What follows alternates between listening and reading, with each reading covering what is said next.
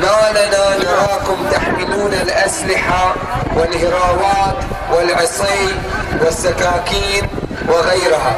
هذا تساؤل يطرح من الصحفيين. تساؤل: ما لنا نراكم تحملون العصي والسكاكين والأسلحة، هل لا زلتم سلميون؟ هذا تساؤل يطرح.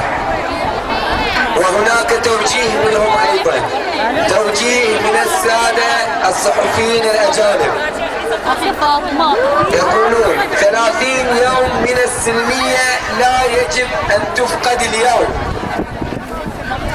نرجو الحفاظ على السلمية اليوم بالذات. هذا الصحفيين الأجانب يقولون نرجو الحفاظ على السلمية اليوم بالذات، ونحن نغطي المجريات في الميدان. يعني الجماعة قلوبهم عليكم، يبون يغطون الشيء الصحيح، ما يبون الضرر إليكم. يعني يبون يغطون التغطية الصحيحة وانتم سلميين.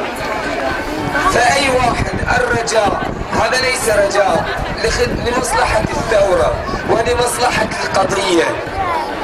هذه الأسلحة ما نبغيها في أياديكم، أو على الأقل ما نبغيها ظاهرة. الدفاع عن النفس ما عليه واجب، لكن حاليا مظهرنا كلش لا يوحي